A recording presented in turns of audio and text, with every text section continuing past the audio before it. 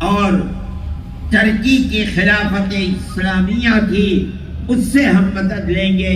ایک مدرسے کا آدمی ایسا پروگرام بنا کر ملک کی آزادی کے لیے کام کرے، یہ بڑی عجیب و غریب چیز تھی۔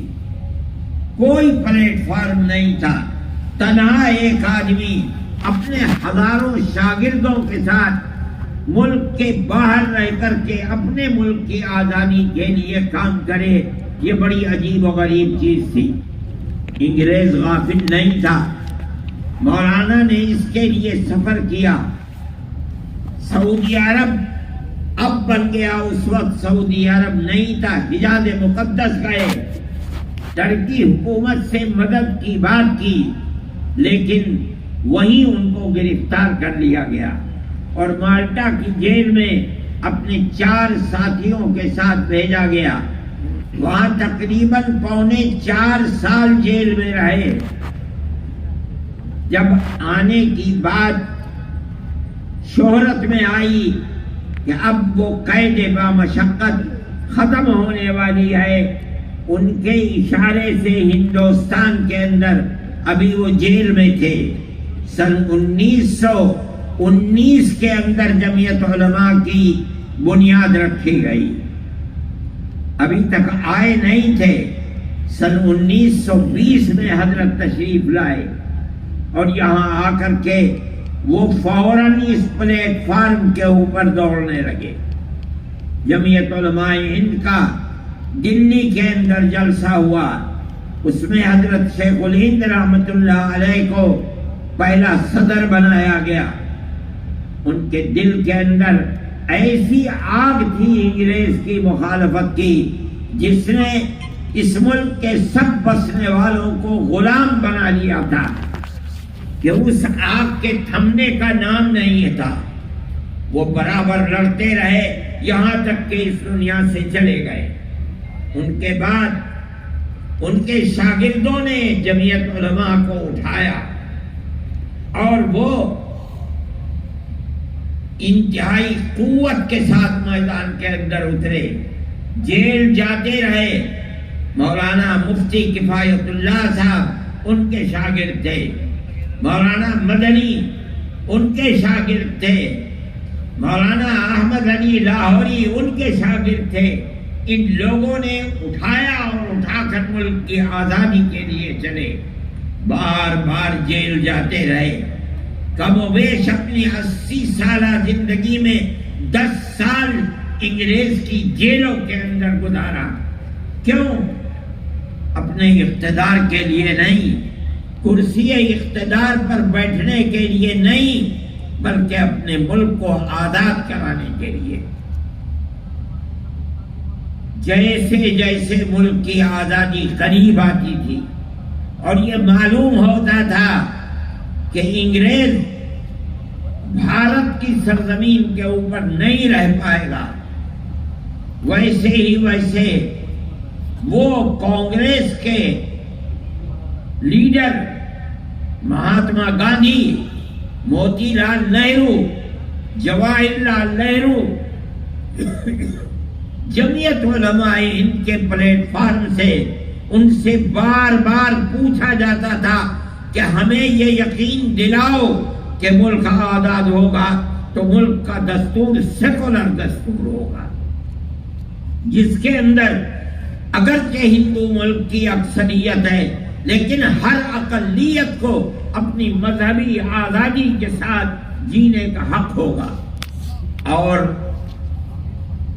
کانگریس کی قیادت جو رات اور دن ساتھ رہتے تھے ملک کی آزادی میں کام کرنے کے لیے، پروگراموں کو بنانے کے لیے، بار بار تحریری طریقے کے اوپر یہ وعدہ کرتے چلتے تھے کہ ملک آزاد ہوگا تو اس ملک کے اندر نظام حکومت سیکولر ہوگا، جس کا مطلب ہے کہ گورنمنٹ کا کوئی دھرم اور مذہب نہیں ہوگا، بسنے والے اپنے اپنے مذہب کے مطابق اپنی زندگی کو گزاریں گے۔ اسی طرح ملک کا پیار و محبت باقی رہ سکتا تھا۔ یہ کام برابر برابر چلتا رہا یہاں تک کہ ملک آزاد ہوا۔ ملک آزاد ہوا، ملک کی اور مسلمانوں کی بدقسمتی تھی کہ اس کے ساتھ ساتھ ملک تقسیم بھی ہو گیا۔ ملک کی تقسیم کے بعد غیر مسلم ایک طاقت کھڑی ہوئی فوراً، اور انہوں نے یہ بات کہی کہ جب مسلمانوں نے اپنا حق لے لیا اور پاکستان کا وجود بن گیا تو اب ہمارے ملک کا نظام سیکولر نظام نہیں ہوگا، یہاں کی بنیاد بھی ہندوتوں کے اوپر ہوگی۔ کانگریس کی قیادت کو انہوں نے اس پر مجبور کیا کہ وہ تقسیم ملک کے اوپر دستخط کر دیں۔ یہ ایسی چیز تھی کہ جو جمعیت علماء سے وعدے کیے گئے تھے اس کے خلاف تھی۔ جمعیت علماء ہند کی لیڈرشپ ہاتھ پکڑ کر بیٹھ گئی اور کہا کہ آپ نے ہم سے وعدہ کیا ہے کہ ملک کی آزادی کے بعد ملک کا دستور سیکولر دستور ہوگا۔ اگر ملک کی تقسیم ہوئی ہے تو آپ نے تقسیم کے اوپر دستخط کیے ہیں۔ ہماری ٹوپیاں اچھلتی رہیں، ہماری پگڑیاں پیروں کے اندر روندی گئیں، مگر ہم اپنے اس نقطۂ نظر سے پیچھے نہیں ہٹے کہ ملک تقسیم نہیں ہونا چاہیے۔ آپ نے ہم سے جو وعدے کیے ہیں ان وعدوں کو پورا کیجئے۔ ملک کی تقسیم میں آپ کا ہاتھ ہے، ہمارا ہاتھ ملک کی تقسیم میں نہیں ہے۔ یہ اتنی بڑی چیز تھی، شریف لوگ تھے، ان کو مجبور کر دیا کہ ملک کی تقسیم اگرچہ ہو گئی ہے لیکن ہندوستان کا دستور سیکولر دستور بنے گا۔ مسلمانوں کا قتل عام ہو رہا تھا۔ سب سے پہلی چیز جس نے ملک کو نقصان پہنچایا ہے اور فرقہ پرستی کی لعنت بڑھی ہے وہ گاندھی جی کا قتل تھا۔ گاندھی جی جو کچھ کر رہے تھے، جو سبھائیں روزانہ بناتے تھے وہ مسلمانوں کے قتل کو روکنے کے لیے، لیکن ملک کی نہیں بلکہ کانگریس کی وہ طاقت جس کے رگ و ریشے کے اندر فرقہ پرستی تھی وہ طاقت نہیں چاہتی تھی، یہاں تک کہ اسی قاتل نے مولانا آزاد کے کہنے کے مطابق گاندھی جی کا قتل کرایا۔ گاندھی جی کا قتل در حقیقت سیکولرزم کا قتل تھا۔ اس کے بعد سے ملک کے حالات بدلنے شروع ہوئے، فرقہ پرستی بڑھنے لگی اور ایسی بڑھنے لگی کہ آپ اور میں جانتے ہیں کہ سن 47 کے کچھ ہی دنوں کے بعد فسادات کا سلسلہ شروع ہوا۔ کوئی ہندوستان کا قابل بیان ایسا شہر نہیں ہے جہاں فرقہ پرستوں کے ہاتھوں مسلمان کا خون نہ بہا ہو، ان کی دولت نہ لوٹی ہو، آگ نہ لگائی گئی ہو۔ یہ سب کیا ہو رہا تھا؟ فرقہ پرستی تھی، فرقہ پرستی کا جنون تھا، کانگریس کی حکومتیں تھیں۔ ہم کہا کرتے تھے، جمعیت علماء کہتی تھی کہ اس فرقہ پرستی کی آگ کو بجھاؤ، اگر نہیں بجھاؤ گے تو کسی دن یہ تم کو بھی جلا ڈالے گی۔ ہماری اس بات کو قبول نہیں کیا جاتا تھا۔ جمعیت علماء نے تحریکیں چلائی، جیل بھرو تحریک چلائی۔ کیوں چلائی؟ تاکہ ملک سیکولر ملک رہے اور یہاں سیکولرزم باقی رہے، اگر نہ رہے گا تو یہ ملک تباہ ہو جائے گا۔ ہماری اس بات کو نہیں سنا گیا۔ کانگریس کی پالیسی لچکدار پالیسی رہی۔ ہم کہتے تھے کہ نکیل ڈالو، مگر نکیل نہیں ڈالی گئی، فرقہ پرستی بڑھتی رہی۔ ہم کہتے تھے کہ آج ہمارا خون پی رہے ہیں، کل کو تمہارا بھی خون پیئیں گے۔ ہماری اس بات کو قبول نہیں کیا گیا۔ نتیجہ یہ آیا کہ ملک میں کانگریس کا اقتدار ختم ہو گیا۔ اسی لچکدار پالیسی کی بنیاد پر ملک کا کیا حال ہے؟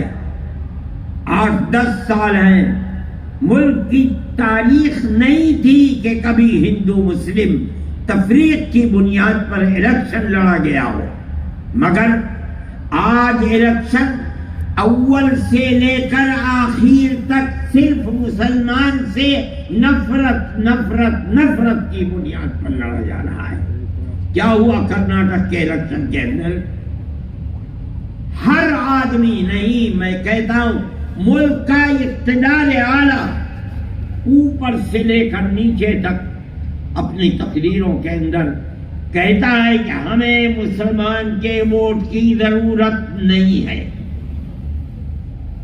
ہم مسلمانوں کے مذہبی پرسنل لا کو بدل کر کے یکساں سول کوڈ کو لائیں گے۔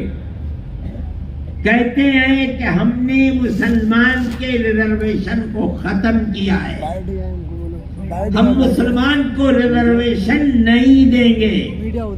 علن اعلان یہ تقریریں ہوتی رہیں، دنیا نے سنا، ہم انگشت بدندہ دے کہ اللہ کیا ہو رہا ہے۔ ہمارے بزرگوں نے جس ملک کے لیے اپنی جانوں کو قربان کیا ہے، پھانسیوں کے پھندے کے اوپر گئے ہیں، مگر اپنے اسٹینڈ سے ایک قدم پیچھے نہیں ہوئے۔ آج اسی ملک کے اندر مسلمان کو جینے کا حق نہیں دیا جا رہا ہے۔ ہم نے یہ سب کچھ دیکھا، خاموش رہے۔ کانگریس اقتدار میں نہیں ہے، مگر گاندھی فیملی آگے بڑھی، 2 ہی بھائی بہن، انہوں نے جن چیزوں کو اپنے مینیفیسٹو کے اندر داخل کیا، آپ غور کریں کہ ہم سے وعدے کیے گئے کہ ہم فرقہ پرست اور فساد پرور عناصر کی جماعت کے اوپر قدغن لگائیں گے، بند کریں گے، اس کو بجرنگ دل کے اوپر ہم قدغن لگائیں گے۔ اگر یہ تاریخ گواہ ہے اس بات کی کہ اگر یہ اسٹینڈ انہوں نے آج سے 70 سال پہلے ہندوستان کے اندر لے لیا ہوتا، اقتدار ان کے ہاتھ سے نہ جاتا، ملک برباد نہ ہوتا، تباہی نہ آتی، فقر و تنگ دستی کا بول بالا نہ ہوتا، ملک کے اندر اقتدار ان کا ہوتا جو ملک میں ہر طبقے کو چین و سکون کے ساتھ زندہ رہنے کا موقع دیتے ہیں۔ اگر ایسا نہیں ہوا، آج آ کر کے انہوں نے یہ کہا کہ ہم فرقہ پرست پارٹیوں کے اوپر قدغن لگائیں گے، بند کریں گے اور ملک کے اندر بھائی چارگی کو لے کر بڑھیں گے۔ ایک شور مچ رہا تھا کہ کانگریس نے الیکشن کے اندر اپنے مینیفیسٹو کو اندر اس کو داخل کیا کہ ہم بجرنگ دل پر پابندی لگائیں گے۔ غلطی کی، میں سمجھتا تھا کہ غلطی نہیں ہے، بلکہ اپنی غلطی کا تدارک ہے، جو 70 سال پہلے سے غلطی کی، آج اس غلطی کا تدارک کیا جا رہا ہے۔ میں سمجھتا ہوں کہ وہ موقف ٹھیک تھا، اور میں سمجھتا نہیں ہوں بلکہ ہندو اور مسلمانوں نے مل کر اس موقف کی تائید کی ہے۔ ہمیں اس کا افسوس ہے کہ جمعیت علماء ہر قدم کے اوپر کانگریس سے کہتی تھی کہ بابا پیچھے ہٹو، فرقہ پرستی کو لگام لگاؤ۔ فرقہ پرستی جس طرح مسلمان کو برباد کر رہی ہے، اقلیتوں کو تباہ کر رہی ہے، اقلیتوں کی حفاظت کرو، نہیں مانتے تھے، کوئی جواب نہیں دیتے تھے۔ ہم نے جیل بھرو تحریک چلائی، ایک دفعے تو چلا دی، دوبارہ پھر چلانی چاہیے۔ سارے ملک سے لوگ دلی میں جمع ہو گئے جمعیت علماء کی دعوت پر۔ اگلے دن سے ہمیں باہر نکلنا تھا۔ جنرل شاہ نواز مرحوم سادے کاغذ پر اندرا جی کے دستخط کرا کے لائے اور یہ کہا ان لوگوں کے درمیان میں جو اگلے دن جیل جانے والے تھے کہ اندرا جی نے مجھے یہ دستخط کر کے بھیجا ہے اور یہ کہا ہے کہ جمعیت علماء اور کانگریس کا چولی دامن کا ساتھ ملک کی آزادی میں رہا ہے. آج جمعیت علماء کانگریس کے خلاف کھڑی ہو جائے اس سے زیادہ خراب کوئی چیز نہیں ہے. میں دستخط کر کے بھیجتی ہوں، آپ کا جو مطالبہ ہو آپ وہ مطالبہ لکھتے ہیں وہ منظور ہے. میں اس مجلس میں شریک تھا مسجد کے اندر جہاں جنرل شاہ نواز کی تقریر ہو رہی تھی. جمعیت علماء نے اپنے مطالبات لکھے دیے، سب کچھ ہوا، لیکن ملک کی فرقہ پرستی اتنی طاقتور ہے کہ ان مطالبات کے اوپر فرقہ پرستوں پر لگام نہیں لگائی جا سکی. میرے بھائی، جمعیت علماء برابر لڑتی رہی، ہم آج بھی لڑ رہے ہیں. میں کانگریس کی حکومت ہے، میں راہل کے پاس گیا اور میں نے کہا کہ ملک میں کیا ہو رہا ہے. مسلمان بچے اور جوان جو پڑھنے والے ہیں، کالجوں کے اندر پڑھ رہے ہیں، ان کو پکڑ پکڑ کر ملک دروہی بنا کر کے، غدار بنا کر کے جیلوں کے اندر بند کیا جا رہا ہے. اور آپ کھڑے ہوئے دیکھ رہے ہیں. کل کو کیا آپ کو میدان میں جا کر کے مسلمان سے ووٹ نہیں لینا ہے؟ کیا ہوگا؟ 10 سال 15 سال ہو گئے ہیں. جمعیت علماء فکر کرتی ہے، کانگریس کو کوئی فکر نہیں ہے. کیوں ایسا ہو رہا ہے؟ کہنے لگے تو کیا ہو؟ میں نے کہا میری 2 تجویزیں ہیں. ایک کمیٹی بنائیے جس کے اندر دلی کے اندر مسلمان بھی ہو، ہندو بھی ہو، سکھ بھی ہو، مختلف اقلیتوں کے لوگ ہوں جن کو آپ ایماندار سمجھتے ہیں، اور ان کو بیٹھا دیجئے. پولیس یا حکومت کی ایجنسیاں جن لوگوں کو پکڑتی ہیں کہ یہ دیش دروہی ہیں اور جو ان کا فائل تیار کرتی ہیں، قبل اس کے کہ اس فائل کی بنیاد پر آپ لوگوں کو گرفتار کریں، پہلے اس کمیٹی کو دے دیں. یہ کمیٹی اس کے اوپر غور کرے کہ یہ فائل اس لائق ہے کہ اس کو پکڑا جائے یا نہیں ہے. اگر یہ ثابت ہے کہ وہ دیش دروہی ہے، آپ چوراہے پر کھڑے کر کے گولی مارتے ہیں، ہم نہیں آپ سے کہیں گے آپ نے کیوں مارا. لیکن اگر یہ کمیٹی کہتی ہے کہ ثبوت اس لائق نہیں ہے، تو آپ اس کو جیل میں بند کر کے اس کی زندگی، اس کی ماں کی زندگی، اس کے باپ کی زندگی، اس کے بچوں کی زندگی، اس کی بیوی کی زندگی کو خراب کریں. یہ چیز کبھی قبول کرنے والی نہیں ہے. دوسری چیز میں نے کہا، دوسری چیز میں پیش کرتا ہوں. لوگ، پولیس، گورنمنٹ کی ایجنسیاں پکڑ کر جیل میں بند کر دیتی ہیں.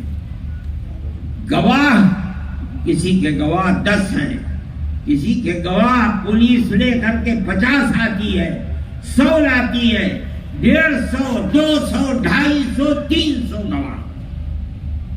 یہ 300 گواہ پیش ہوتے ہوتے ہوتے ہوتے 10-15 سال ہو جاتے ہیں، گواہ نہیں آتے. ملزم لکھنؤ میں ہے، کیس رامپور میں چل رہا ہے. جس تاریخ کے اندر عدالت میں حاضری ہے، وہاں سے ہتھ کڑی ڈال کر کے اس کو لاتے ہیں. دن بھر بیٹھا رہتا ہے رامپور میں، شام کو لے کر کے لکھنؤ جاتے ہیں. کیوں؟ صاحب گواہ نہیں آیا. میں نے کہا کہ گواہوں کو پولیس نے پیش کیا ہے، اس نے فہرست بنائی ہے.